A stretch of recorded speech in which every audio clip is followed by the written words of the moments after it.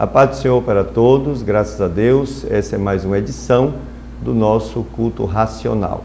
Eu quero agradecer por você estar conosco, nos acompanhando aí pela internet.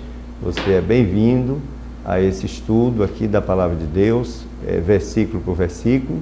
Estamos desde fevereiro do ano passado com essa proposta de discussão das Santas Escrituras e eu quero convidar você a continuarmos, né? Nós estamos discutindo Romanos capítulo 3, hoje já avançando no versículo 12, e é uma proposta de investigarmos na Palavra do Senhor aquilo que Ele tem para as nossas vidas e, é claro, para fazermos, inclusive, uma avaliação, uma autoavaliação da nossa prática de fé, da nossa vida, porque a Palavra de Deus é que dá, digamos assim, a orientação, né, a luz, a vida, a verdade para as nossas vidas. E por isso ela é honrada nesse programa, por isso ela é que estabelece, digamos assim, a toda a prioridade, né, é da Palavra de Deus. É ela que está certa e nós é que estamos errados.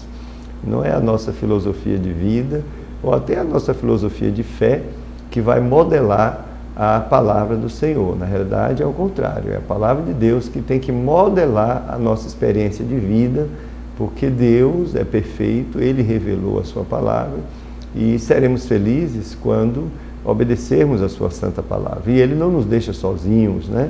Nós não temos condições de nós mesmos obedecermos a santa Palavra do Senhor, agradarmos ao Senhor. Mas com o novo nascimento, o Senhor, Ele nos capacitou, né, colocando o seu Santo Espírito, o Santo Espírito de Deus, que é Deus, nas nossas vidas, e por conta disto, todas as capacitações, né, necessárias a uma vida penitente em Cristo, aqui na terra, o Santo Espírito nos traz. E hoje, portanto, nós, quando obedecemos a palavra do Senhor, quando fazemos a vontade de Deus, quando adoramos com sinceridade ao Senhor, isso é fruto de um relacionamento com a pessoa divina que injeta em nós as capacitações, né, espirituais e injeta em nós as perfeições do próprio Cristo. Isso é maravilhoso e a palavra de Deus, portanto, ela vem para nos instruir, nos ensinar nessa direção. Então, esse estudo que fazemos, capítulo por capítulo, versículo por versículo, tem o objetivo principal é de trazer uma discussão, uma reavaliação sobre a prática de vida nos nossos dias, a prática de fé dos nossos dias. Eu quero convidar você a entrarmos na presença do Senhor agora, através de uma oração. Ó bendito Senhor, mais uma vez estamos na Tua presença, Pai, agradecidos a Ti pela grande e maravilhosa oportunidade que o Senhor nos dá, Senhor, de entrarmos na Tua presença com esse estudo.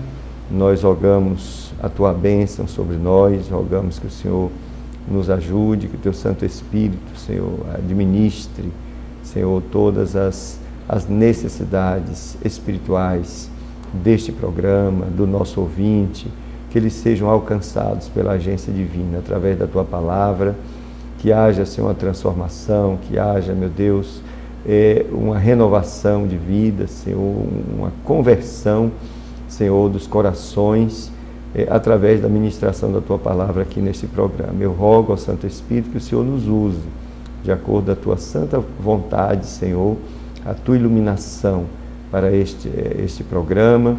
Rogo por aquelas pessoas que um dia vão acessar esse programa, que também sejam alcançadas pela Tua santa palavra, Senhor. Essa é a nossa oração, em nome de Jesus. Amém. Então, nós vamos agora ler Romanos capítulo 3, ainda estamos naquele bloco, né, aquele bloco do 9 até o 20, tá? E já estamos avançando aí no versículo 12. Então, o 9 diz assim: pois que somos nós mais excelentes? De maneira nenhuma. Paulo se referindo aos judeus, né? Pois já dantes demonstramos que tanto judeus como gregos, e gregos aqui representando os povos gentílicos, né? Todos estão debaixo do pecado, como está escrito: não há um justo, nenhum sequer. Não há ninguém que entenda, não há ninguém que busque a Deus. Todos se extraviaram e juntamente se fizeram inúteis.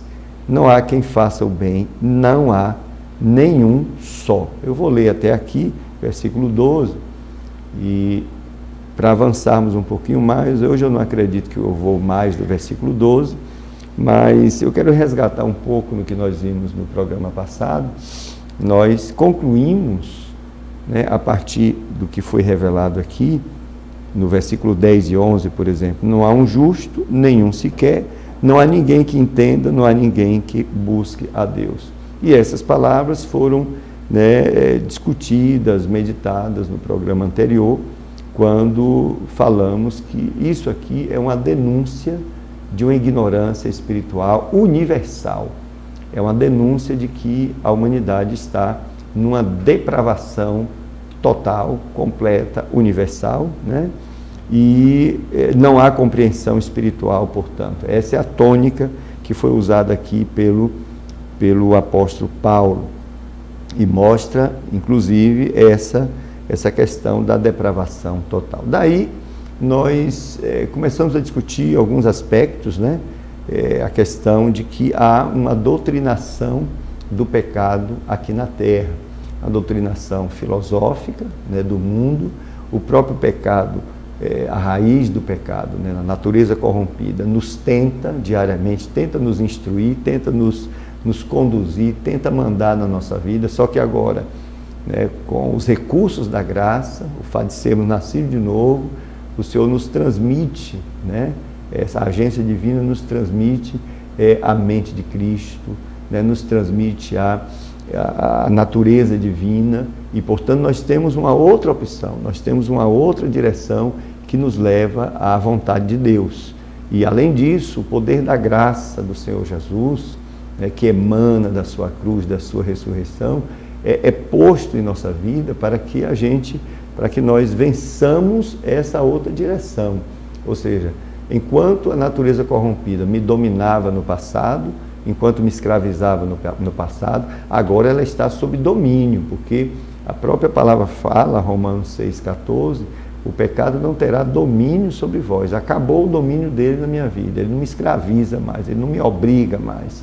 E a Bíblia diz, porque não estás mais debaixo da lei, que me ligaria ao pecado, né, e me condenaria completamente, mas debaixo da graça. O fato de eu estar agora, a igreja, né, os remidos, os novos nascidos que são a igreja, estão agora sob a direção, sob o poder da graça. Esse poder se manifesta em minha vida e me dá condições de dizer, não, eu não vou nessa direção do pecado.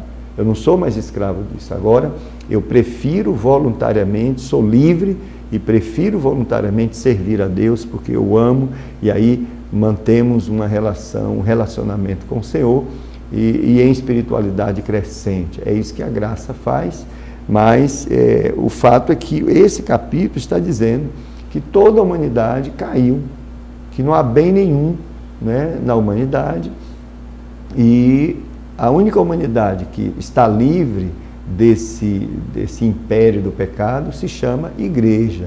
E igreja aqui não é a igreja católica, não é a igreja protestante, não é a igreja instituição. Na realidade, quando se fala igreja aqui, que é livre, que é nascida de novo, está se falando dos remidos, daqueles que têm seus nomes escritos no livro da vida. Esses são livres para não pecar. Pode até não pecar, né? Na realidade, a Bíblia não diz que os nascidos de novo não pecam. Ela diz que eles podem não pecar, porque Deus lhe dá recursos para isso. E entendemos que o pecado na vida de um verdadeiro nascido de novo, ele é um acidente que acontece. Ele não é a base, né, da sua vida, ele não é a motivação da sua vida. Ele não vive motivado para o pecado, ele vive motivado para fazer a vontade de Deus. E quando ele tropeça ali, foi um acidente que aconteceu, ele se arrepende, ele se volta para Deus, que agora a sua natureza está sendo transformada, né? Ele agora está em plena transformação moral, né, e mística e metafísica, né? A semelhança da própria moral de Cristo, né? Do caráter de Cristo. É isso que a natureza, isso que a graça faz em minha vida, através da natureza divina que em mim foi implantada. E aí nós avançamos um pouquinho e falamos que a situação do mundo, da humanidade, dos ímpios. É uma situação muito difícil no sentido espiritual, porque diz a Bíblia que há uma ascendência maligna sobre a vida das pessoas, né? Efésios capítulo 2, versículo 1 e 2, fala, já discutimos isso na vez passada, fala de que há uma ascendência da agência maligna até sobre os pensamentos, né, das pessoas. Ele diz assim: no outro tempo nós estávamos debaixo dos nossos pecados, vivendo segundo o curso desse mundo, segundo o príncipe da potestade do ar, que agora opera no círculo da obediência, e fazíamos os desejos da nossa carne, dos nossos pensamentos, etc. Então, há uma agência maligna, né, que é esse príncipe da potestade, das potestades do ar, que opera, né, no círculo da desobediência, que são os filhos de Adão, né, a humanidade, filhos da desobediência. Ele opera, e o texto no grego está dizendo que ele energiza, o verbo operar aí é energizar, ao ponto até de pensamentos serem influenciados. Então, há uma ligação direta da humanidade com a própria agência maligna, com o próprio diabo, que doutrina o mundo. Aí nós entramos nessa questão da doutrinação, doutrina o mundo desde o Éden, que vem ensinando o mundo como o mundo deve pensar. E aí isso tem as diversas variações culturais, onde você for, o maligno e suas agências sempre implanta sua doutrina para que aquela comunidade, para que aquela nação, para que aquele povo, para que aquela cultura sempre esteja cega com respeito à verdade do Evangelho de Jesus Cristo e seguindo seu caminho para a perdição. E por isso que Jesus disse: ide por todo o mundo, em todas as culturas, e pregue o meu Evangelho, para esclarecer as pessoas, para mostrar para as pessoas que elas não precisam mais ser escravas do pecado, que elas não precisam mais viver sob essa agência, sob o domínio dessa agência maligna, porque elas podem ser livres. E Jesus disse: se o Filho de Deus vos libertar, verdadeiramente sereis livres. Jesus quer dar a você e a mim toda a liberdade, liberdade para dizer não ao pecado, liberdade para expulsar a Satanás, liberdade para dizer não à filosofia mundana que escraviza e que leva o mundo a uma rebeldia contra o seu Criador. Livre para voluntariamente entregar sua vida ao Senhor e servir ao Senhor. É disso que estamos falando. Mas o fato é, esses dois versículos, né? 11, não há ninguém que entenda, não há quem busque a Deus. Todos se extraviaram, juntamente se fizerem inúteis, não há quem faça o bem, não há nenhum só. Esses versículos, eles denunciam, né, uma depravação universal por conta do pecado.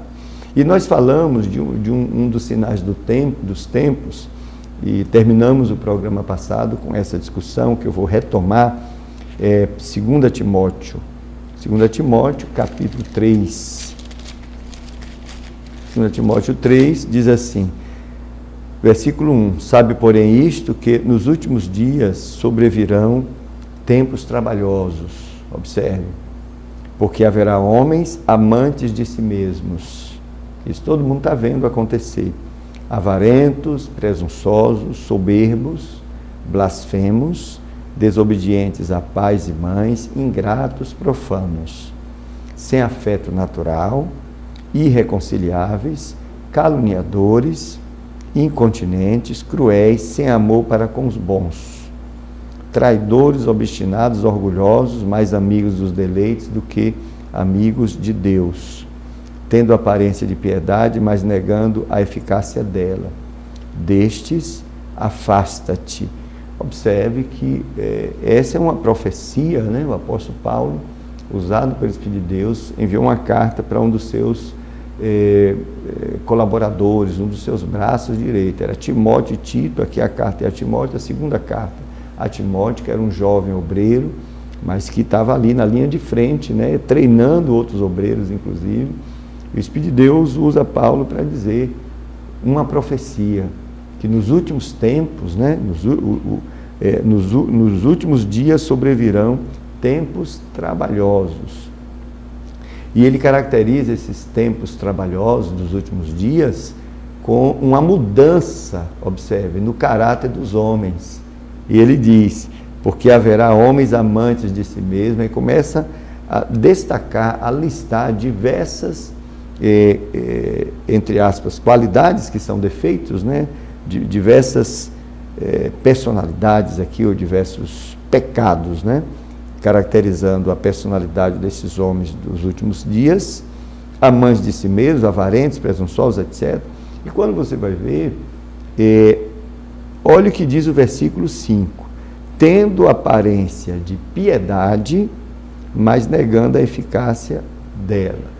Está dizendo que essas pessoas, né, cheias dessas maldades nos seus corações, no interior estão assim, né, como está dito aqui, mas exteriormente, aquela cara de piedade, de que estão amando a verdade, a justiça, e até praticando, né, em alguns momentos, né, reivindicando aquilo que é o correto, mas no fundo, elas desprezam a Deus, elas são inimigas de Deus, né? Que diz aqui, mais amigos dos deleites do que amigos de Deus. E esse é um fenômeno dos últimos tempos. Delson, eu chamo esse fenômeno de demonização. Observe que isso é exacerbar, né, essa agência do pecado e do mal, né, na vida da humanidade que está caída. Mas a previsão aqui é que isso vai chegar num pico que vai, segundo o que eu entendo, que vai identificar os seres humanos desses últimos tempos com características do próprio diabo. Essas pessoas, elas não vão estar endemoniadas. Eu dei o nome de demonização, que é diferente de endemonização. Quando a pessoa está endemoniada, chega um servo de Deus e, em nome de Jesus, expulsa o demônio, e o demônio sai da vida dela. Mas não há oração para expulsar alguém ou algo que esteja em alguém que esteja demonizado. Por quê? Porque a pessoa não está endemoniada. Na realidade, ela filosoficamente, ao longo da sua vida, ela resolveu voluntariamente agir de uma maneira, seguir a direção do pecado, sob influência do espírito maligno, e ela começou a se identificar, né, com essas características que são do espírito maligno, né, e se tornaram amantes de si mesmo, blasfemos, inimigos de Deus, sem amor para com os bons, orgulhosos, traidores, incontinentes, ingratos, profanos. E ela faz isso como filosofia de vida. E alguns mostram explicitamente, mas outros guardam tudo isso no seu coração. Você vai em alguns países, inclusive, onde a tal da justiça social ela é plena, ocorre, as pessoas são exigentes com respeito a isso, não gostam da mentira, sempre procuram falar a verdade, pagam seus impostos, faz tudo direitinho. Mas se você começar a falar de Deus, dos ideais de Deus, de dizer que elas são pecadoras mesmo assim, elas se transformam, né? Elas mostram essas características que estavam guardadinhas ali naquela aparência de piedade, como a Bíblia diz. Esse é um processo de demonização. A oração não resolve esse problema, porque a pessoa não está endemoniada. Na realidade, ela está amadurecendo na vida dela as características da personalidade do próprio diabo. Ela está sendo demonizada. Ela vai estar pensando como o diabo pensa. E esse é o objetivo. Satanás, quando desde o Éden começou a doutrinar a humanidade, é porque ele quer que a humanidade pense como ele pensa. É isso que ele está fazendo. E nos últimos tempos, esse processo estará num grau elevado. As pessoas vão estar pensando como o diabo pensa. Isso é demonização, segundo a própria palavra que eu estou cunhando aqui, né? Eu estou inventando aqui, mas é um processo de demonização. Não é de... As pessoas não estão ficando endemoniadas, porque só com oração e repreensão, né, elas são libertas. Na realidade, elas estão mudando a maneira de pensar. A maneira dela pensar agora é a maneira que o diabo pensa, da forma mais exacerbada possível, e por conta disso elas odeiam a Deus no seu íntimo. Tem aparência de piedade, mas essas características denunciam a sua inimizade plena contra Deus. E como resolver isso? Só o Evangelho de Jesus transforma. Quando uma pessoa dessa se dobrar aos ideais do Senhor, se dobrar, se humilhar diante de Deus, arrependendo dos seus pecados, ela tem solução? Tem. A solução não é orar e expulsar demônio, porque ela não está endemoniada, volto a dizer. Mas na realidade ela pode deixar Cristo transformar a sua vida, ela pode deixar o Espírito de Deus transformar a sua vida. Vai deixar de ser traidora, vai deixar de ser soberba, vai deixar de ser amante de si mesmo, vai amar o próximo, né? Vai doar a sua vida. Isso são as características da personalidade de Jesus Cristo. E isso o Espírito de Deus faz na minha vida e na tua vida. Porque não somos bons, né? Naturalmente nós somos maus. E é claro que essa depravação total, que chega até a este ponto, né? Denuncia que não há fundamentação nenhuma para essa ideia da graça comum. Eu estive, final de semana, ouvindo um obreiro, um amigo, um pastor querido, mas ele é dessa linha que defende a existência da graça comum. E o que é a graça comum? Vou falar assim em palavras bastante rápidas, a ideia de que o ser humano não teve a depravação total, mas ainda preservou-se nele algo da imagem de Deus, né? Por isso que o homem faz ainda o bem, por isso que o homem quer preservar a vida, por isso que o homem, em alguns momentos, ele é capaz de envolver-se, né, num serviço médico para salvar uma vida, e assim por diante. Mas isso não tem fundamentação na palavra de Deus. Na realidade, o que a palavra de Deus diz é que há depravação total, que não há bem nenhum em nós. É isso que a palavra de Deus diz. Na realidade, as pessoas fazem o bem porque há uma agência divina, há uma agência divina que influencia o mundo todo. Se as pessoas... Aí tem dois motivos pelos quais as pessoas fazem o bem. Muitas vezes, o bem que é feito é por motivação egoísta, sim. É alguma motivação egoísta que faz aquela pessoa fazer o bem para que seja reconhecida, etc., para cumprir algum objetivo, mas Deus está julgando isso.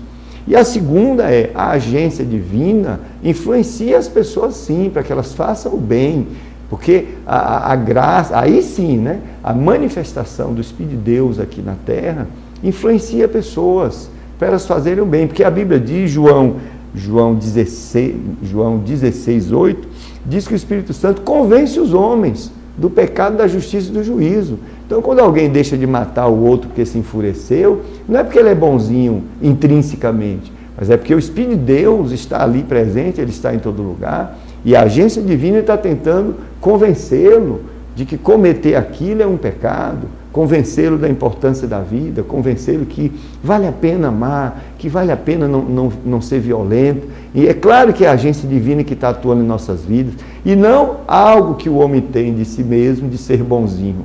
Então, eu lamento, mas nós não vemos nenhuma fundamentação bíblica para sustentar essa doutrina da graça comum, né? Tinha diversos pastores, o nosso querido irmão perguntou quantos conhecia, a maioria não sabia nem do que se tratava.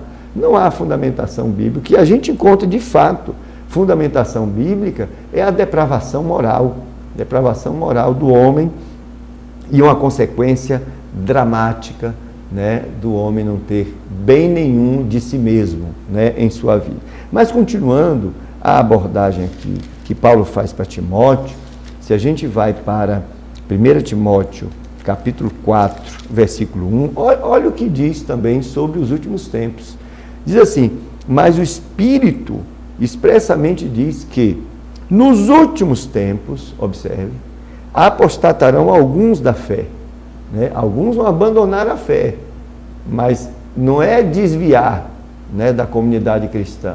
Apostatar é você negar a fé, abandonar a fé, né, você rejeitar a fé, né, aquela fé que um dia você abraçou, e ficar no ambiente da fé, combatendo a fé. Isso é a figura de um apóstata. Não é você deixar a comunidade. Você continua, o apóstata continua na comunidade combatendo a fé. É claro que essa pessoa nunca nasceu de novo, né? Porque o que é nascido de novo, ele teve um encontro real com Jesus. E quando a gente tem um encontro real com Jesus que está vivo, a gente é transformado, a gente não vai combater jamais a fé. e a fé genuína em Cristo. A gente pode combater, é óbvio, né, a injustiça em nosso meio, né, as coisas erradas em nosso meio, mas abandonar a fé equivaleria das costas para Deus. Isso nenhum novo nascido faz. Ele pode até ficar triste com a comunidade, com pessoas ali, pode até sair daquela comunidade, mas é diferente dele abandonar a fé. O apóstata não. O apóstata conhece a fé, teve a oportunidade de conviver no ambiente da fé, e ele simplesmente resolve negar a fé. Ele resolve abrir mão daqueles valores, resolve abrir mão de nascer de novo, mas se mantém dentro da comunidade, tá? Combatendo a fé, não é nem as pessoas, é combatendo a fé, doutrinando contra a fé. E a Bíblia diz o quê? Mas o Espírito Santo expressamente diz que nos últimos tempos apostatarão alguns da fé, por que é que eles fazem isso? Observe, dando ouvidos a espíritos enganadores e a doutrinas de demônios. Então demônios têm doutrina? Tem, sim senhor. Né? Os demônios doutrinam a humanidade, doutrinam inclusive pessoas que estão convivendo nas comunidades cristãs, evangélicas, o que for. Se deixar, o maligno, pastor querido, se você deixar, se você vacilar, o maligno faz um trono na sua igreja, porque ele é dessa linha, ele vem para matar e destruir. Se nós baixarmos a guarda, ele faz exatamente isso. E nós temos notícias de muitas igrejas que foram destruídas, não a igreja do Senhor Jesus, mas a comunidade, a denominação, o que for, acabou-se, porque deixou o maligno fazer um trono. Ele foi, doutrinou, comandou e destruiu tudo. É para isso que ele vem. Então, há doutrinas, dando ouvido a espíritos enganadores e a doutrinas de demônio. Observe, pela hipocrisia de homens que falam mentiras, tendo cauterizado a sua própria consciência. Isso aqui são as capacidades, né, do apóstata.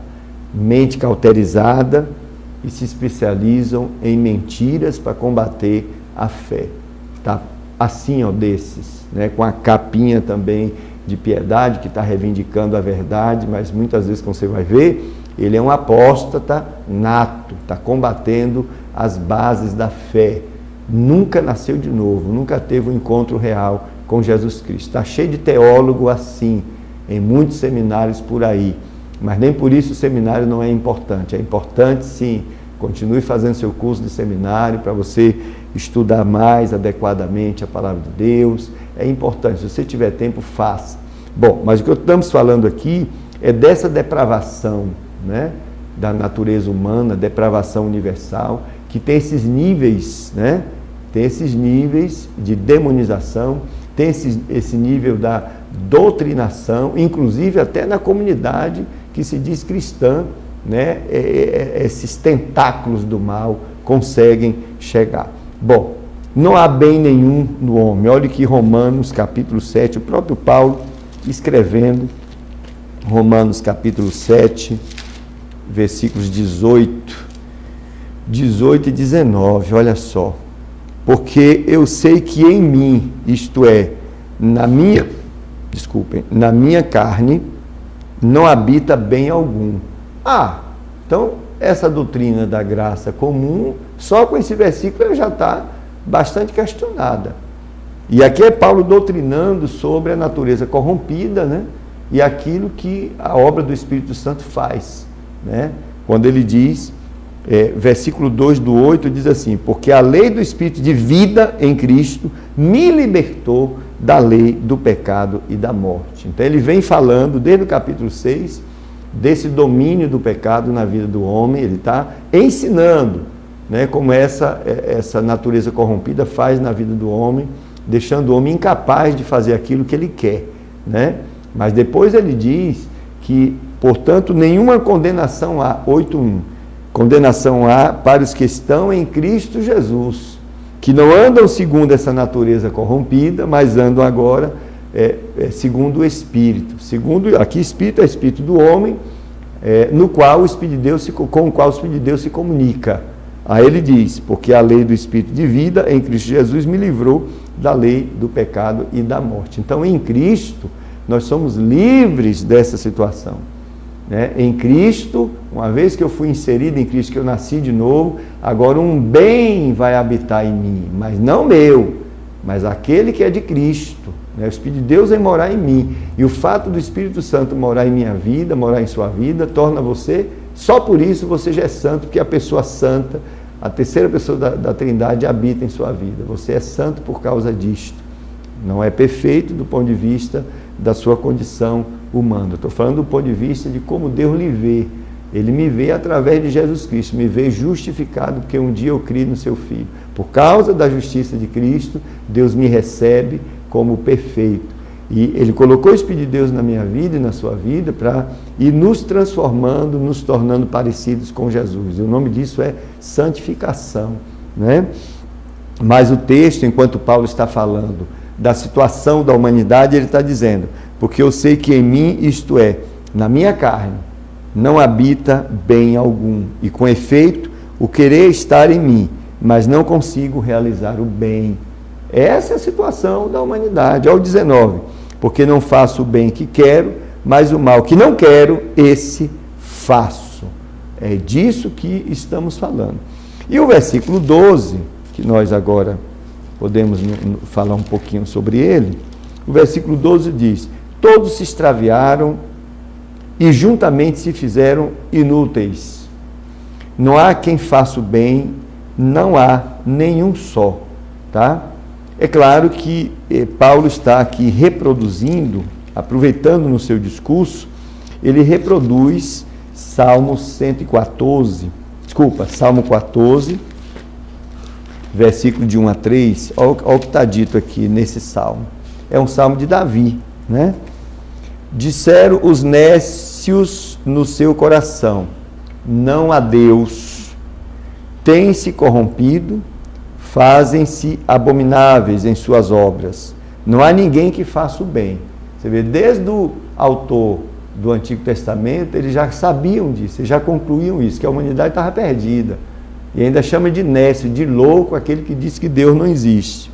O Senhor olhou desde os céus para os filhos dos homens, para ver se havia algum que tivesse entendimento e buscasse a Deus. Não que Deus não soubesse, isso aqui é uma linguagem poética, né? O Senhor olhou, né, e viu, claro que Deus já sabe, porque Ele é onisciente, né? Mas poeticamente falando, para se enfatizar este fato de que não há nenhum justo na terra, aí o autor diz, o Senhor olhou desde os céus para os filhos dos homens, para ver se havia algum que tivesse entendimento e buscasse a Deus. Desviaram-se todos e juntamente se fizeram imundos.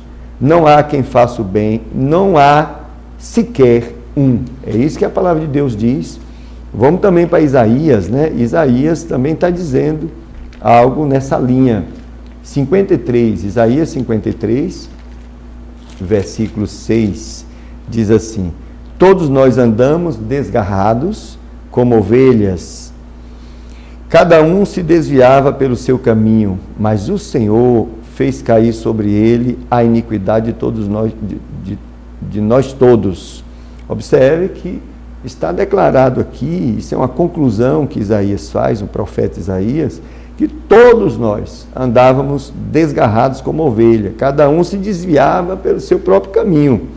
Agora, o Senhor, né, o Senhor Jesus, fez cair sobre ele, né, observe, a iniquidade de todos nós. Né? A iniquidade de todos nós. E é por isso que Jesus é o Salvador. Porque só Ele pode nos livrar dos nossos pecados, nos livrar dessa perdição, dessa rebeldia. Jesus pode sim transformar a sua vida, pode sim transformar a minha, e Ele tem transformado a minha, desde o dia que eu tive um encontro com Ele. Sabe por que Jesus pode transformar a sua vida, querido? Porque Ele está vivo, não é um Deus morto, não. Ele morreu por seus pecados, Ele ressuscitou e Ele está vivo para lhe dar vida, para mudar a sua vida. Ele está vivo para transformar a sua vida. Jesus está vivo, pode falar com Ele hoje, Ele vai lhe ouvir, porque Ele ressuscitou. Não há fé cristã, não há cristianismo sem ressurreição. Se Jesus não tivesse ressuscitado, eu estaria aqui perdendo tempo falando para você, mas ele vive para todo sempre. Observe o que diz Malaquias 2:8. É outro profeta do Antigo Testamento. 2:8 de Malaquias. Mas vós vos desviastes do caminho, a muitos fizestes tropeçar na lei, corrompestes o concerto de Levi, diz o Senhor dos Exércitos. São poucos versículos, né, que eu estou citando aqui, mas que existem diversas outras partes da revelação mostrando essa queda universal, né? E o 12, quando ele fala, todos se desviaram e juntamente se fizeram inúteis, essa parte, se fizeram inúteis, no grego está assim, Hamá Echreion Thessan, Hamá Echreion Thessan, que dá uma ideia de fruto estragado, né? Essa ideia de inúteis é fruto estragado, que não serve para nada. É como se a ideia é que a humanidade ela está infectada e ela ainda é infecciosa, né? A impiedade faz isso, já está doente e ainda contamina cada dia mais um ao outro.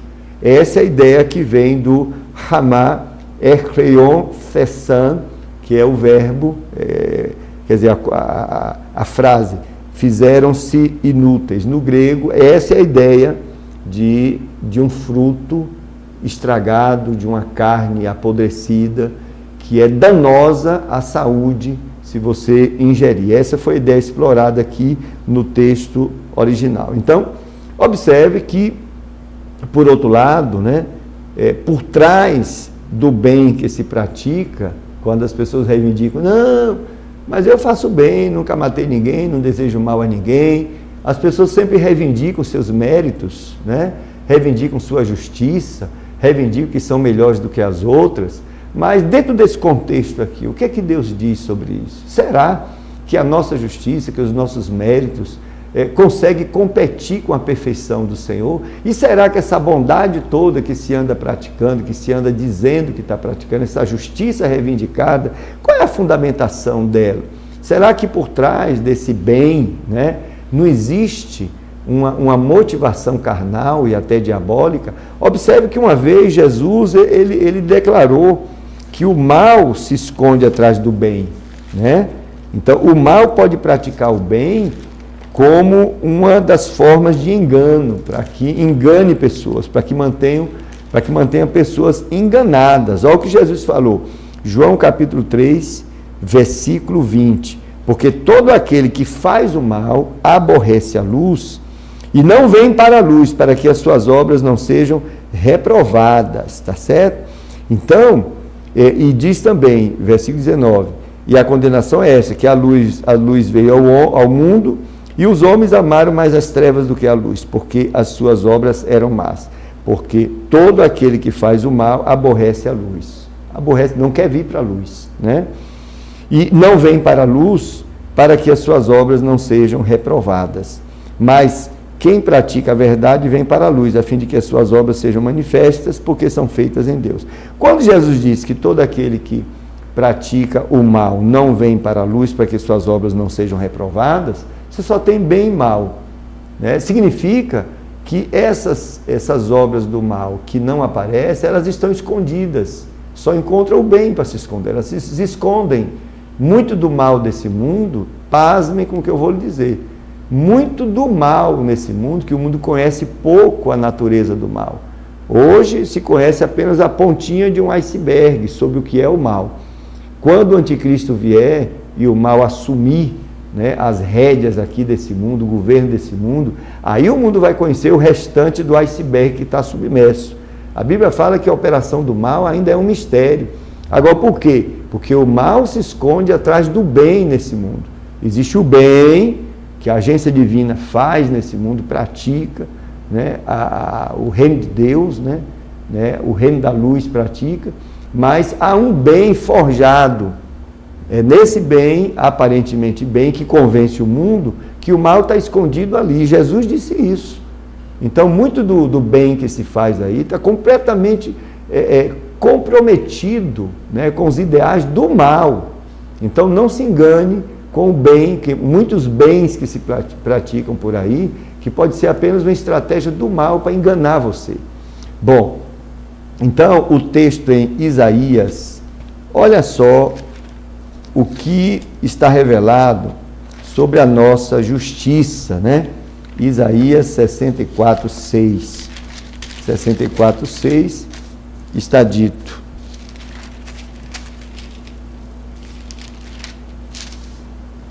mas todos nós somos como o imundo, observe, e todas as nossas injustiças como e todas as nossas justiças como trapo da imundícia, e todos nós caímos como a folha, e as nossas culpas como um vento nos arrebatam. Que coisa terrível, né? Todos nós estamos nessa condição. Aqui está se falando da humanidade, e diz que todas as nossas justiças são como trapo de imundícia. Essa é a condição do ser humano. A única justiça que Deus reconhece é a sua própria justiça. E aqueles que creem no Senhor Jesus, que entregam suas vidas ao Senhor Jesus, o Senhor imputa, acredita na vida deles a justiça do próprio Cristo. E dessa maneira eu posso ser considerado justo, porque fui justificado pela fé, como fala Romanos capítulo 5, versículo 1. Mas então, observe, por que os homens, você pode dizer, então por que os homens fazem ainda, esses homens caídos, ainda fazem boas obras, né? Aquelas que realmente não são, digamos assim, estão escondendo o mal, né? Há boas obras feitas nesse mundo, sim. A gente viu em Romanos 2 que Deus vai julgar, inclusive, as obras dos homens, para a atribuição de um maior rigor ou menor rigor ali no juízo final. Então, quando fala, então a razão dos homens, mesmo homens caídos, fazerem boas obras, é a seguinte: João 16, versículo 8: e quando o Espírito Santo vier, convencerá o homem do pecado e da justiça e do juízo. É o Espírito de Deus. A agência divina, na pessoa do Santo Espírito, uma das coisas que o Espírito de Deus faz, um dos ministérios do Espírito de Deus aqui na Terra, que pouca gente comenta, é a inibição da operação do mal aqui. O Espírito de Deus, ele é um agente que impede o mal avançar aqui. Ele é que controla, né, essa elaboração do mal numa plenitude, né? Ele não deixa que o mal tome conta aqui completamente. É por causa da presença do Espírito de Deus aqui. E é ele que, diz a Bíblia, que convence o homem do pecado, da justiça e do juízo. É ele que convence o homem, esse homem caído, de fazer o bem. Não é algo que tem no homem, não. É a agência divina que está convencendo o homem. Você vê a pessoa dizer, na hora eu ia fazendo uma besteira, mas algo me falou, e eu dei um passo atrás e não fiz a bobagem, né? Minha consciência, foi uma voz, algo que aconteceu no meu coração. Isso é a agência divina atuando na vida daquela pessoa. Não tem nada a ver com a justiça dessa própria pessoa. E aí quando a pessoa pensa, né, inclusive toma decisões com base na justiça, com base em certos valores, é porque isso já foi construído na vida dele pela agência divina. O que eu estou tentando dizer é que em nós não há mal, não há bem nenhum. Qualquer bem que haja em nós foi Deus que ali colocou. É dessa maneira que nós vemos a palavra de Deus revelando, né, os seus ideais aqui. Então, o Espírito Santo convence os homens de alguma maneira. Então, é possível, portanto, que um homem não regenerado possa fazer, sim, alguma obra, né, inspirado por Deus, mas o mérito continua sendo do Senhor. Então, observe que a queda, ela é total, a depravação, ela é total, e já estamos encerrando. Eu só quero aqui reler, né, os 3 versículos, versículo 10, 11 e 12, que dizem assim: como está escrito, não há um justo, nenhum sequer, né? Não há ninguém que entenda, não há ninguém que busque a Deus. Todos se extraviaram e juntamente se fizeram inúteis, como frutos, né? Como frutos e frutas podres, né? Fruto estragado, carne né, apodrecida. Essa é a situação. Não há quem faça o bem, não há nenhum só. E no versículo 20, lá embaixo, que ainda vamos discutir, está dito: por isso, nenhuma carne será justificada diante dele pelas obras da lei. Que aqui entra a discussão dos religiosos, né, dos judeus que tentavam praticar as obras da lei e queriam ser justificados a partir daquelas obras. E aí o apóstolo Paulo diz: por isso nenhuma carne será justificada diante de Deus pelas obras da lei, porque pela lei vem o conhecimento do pecado, tá? E aí, quando a gente partir para outro bloco, a gente vai ver que Deus propõe uma justiça para os homens, para essa humanidade. Propõe uma forma dessa humanidade ser justificada, né, e ainda ser aceita por Ele. A justificação pela fé em Cristo Jesus. É a única maneira do homem ser considerado justo, se for através de Jesus Cristo, porque esse é o plano de Deus. Deus planejou assim, Deus idealizou assim, e é dessa maneira que as coisas foram postas aqui na revelação. Bom, a paz do Senhor para você. Até a próxima semana. Nós vamos continuar, versículos 13 em diante. Convido você a estar conosco. Deus te abençoe e até mais.